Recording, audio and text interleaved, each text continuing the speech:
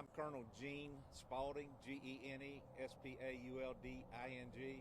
Director of the Florida Highway Patrol. My name is Mark Brutnell, Brutnell. I'm the Special Agent in charge for the Florida Department of Law Enforcement, Tampa Bay. Lieutenant Matt Rosenblum, Pasco Sheriff's Office. So can someone tell us what happened? Well, approximately 3:15 this morning, while on routine patrol, we had a trooper that was driving northbound on I-75 around the 279 mile marker. He pulled over to check on what he thought was a couple of disabled vehicles. In reality, it turned out to be a couple of stolen vehicles. Immediately, one of them had been broken down. Immediately, the other one fled. He engaged in a brief pursuit northbound on I-75. A few other troopers got involved in the pursuit. The subject went into Hernando County, actually discharged his firearm at a moving tanker in Hernando County, made a U-turn, came back to the 279 mile marker and exited at Overpass Road. Our trooper conducted a pit maneuver, which is a pursuit termination technique to immobilize the vehicle that was fleeing. That was a successful pit. The subjects both fled. There was two occupants of the stolen vehicle. One was apprehended immediately by one trooper. The other trooper chased the second and passenger of the vehicle into the tree line. At some point, firearms were exposed and the subject shot the trooper. He was shot in the abdomen just below the bulletproof vest, right above his gun belt. He was airlifted to a hospital in Tampa. He is in stable condition, has just subsequently went through surgery and seems to be doing well.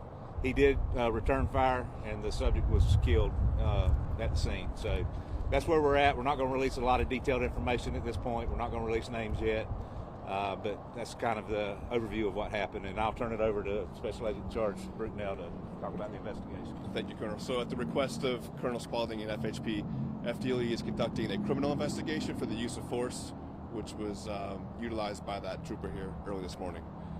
We have two crime scenes that we're getting processed. Thank you to the Pasco Sheriff's Office for their forensics unit for helping us with that. Several interviews. We have some digital evidence we're trying to gather right now. So we're infancy stage, but I can say two things for sure, that the FHP family is very lucky today, and also they have a hero in their hands. That trooper did an amazing job this morning, protecting all of us on our roadways and here.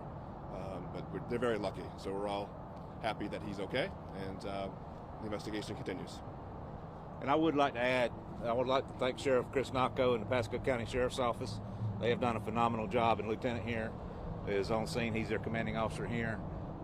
Can't say enough about how great our relationship is with the Sheriff's offices.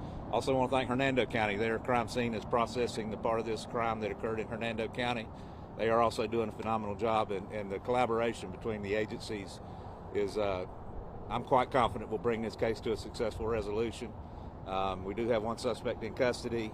Obviously the other one's deceased, but as he said, the trooper is a hero. He's very lucky to be alive, but he relied on his training and come out of this thing on the right end of the incident. His family is doing well, and we spoke to them this morning, and everything seems to be going well with that. So, any questions? Any update on when this scene might be cleared? Not sure, Lieutenant. We're working through that. Obviously, it's critical to gain every piece of information we can get. They're mapping the scene with their forensics unit, and not sure, but it'll be in the near future. I know you're not releasing names or identities, but do any of these suspects have a history with law enforcement? We can't get into that. We can't get into that right now. I was going to say, is the two people that were in the car, does it make sense that they were the ones that stole the vehicles, or? We're not able to talk about any of the criminal investigation right now. We're still in the midst of interviews, trying to determine exactly the sequence of events and how they occurred. And what we can say for sure is that the trooper doing his job pulled over to assist what he believed to be a disabled vehicle doing his job, and then this is the result of that. Anything you want to say to locals who are just trying to get through this area? What advice you would give them? Just contact 511, look at the DOT website. If you need immediate information, call Star FHP. But it should be open in the very near future. Thankfully, it's not a work morning, so traffic congestion shouldn't be that bad this morning. So. Can you say one more time where the scene was on Hernando?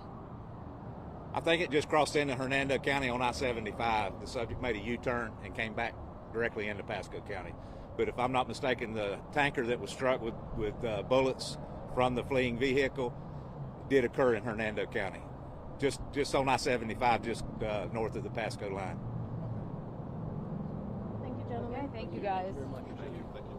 Woo. Yes. Thank you. Appreciate y'all. And we'll be sending out a little bit more detailed press release through Sergeant Gaskins. Cool. Just a minute.